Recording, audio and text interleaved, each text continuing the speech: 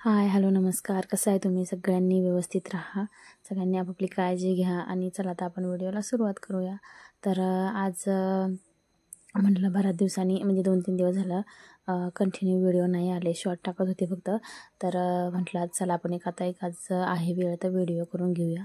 आणि आत्ता मी करते बिर्याणी करणार आहे कारण ते नाही जेवायला आणि म्हणजे आपला एक दोघांसाठी काय करायचं मला काहीच कळत नाही. त्यामुळे म्हटलं चला आता बिर्याणीच फक्त करू आणि बिर्याणी करून म्हणजे बिर्याणी झाली की झालं स्वयंपाक.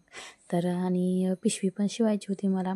काल एक पिशवी शिवलेली मी, आजीबाईचा बटवा शिवलेला आणि एक आरूच्या डब्याला पिशवी शिवलेली आणि एक पर्स शिवलेली. मी ती पर्स पण तुम्हाला मी दाखवीन. आणि जास्त वेळ नाही, मला किती 15 मिनटं लागले फक्त पिशवी शिवायला आणि पर्सला किती 10 मिनटं लागले असतील.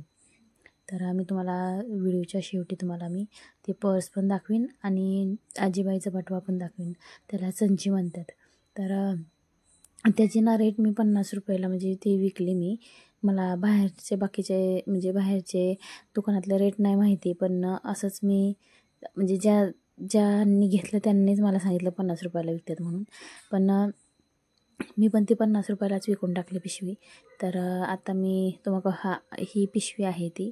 तर ही पिशवी 50 रुपयाला विकली आणि माझी एक मैत्रीण टेलर आहे. तर तिच्याकडून मी हे रंगीबेरंगी म्हणजे ब्लाऊज पीसमध्ये कटिंग करून जे उरलेले पीस असतात तिने टाकून देणार होते. तर मी ती आणून त्याची पिशवी शिवली. तर टाकाऊपासून टिकाऊ.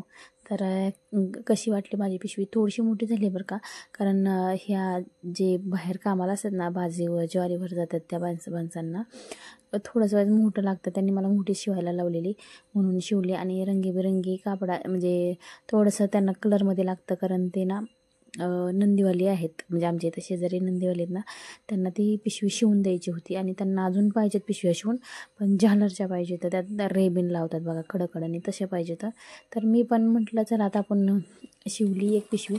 खूप छान पिशवी आली माझी, म्हणजे फिनिशिंग तर एकदम एकच नंबर. मला पहिल्यांदा माझं काहीतरी काम केलेलं आवडलं.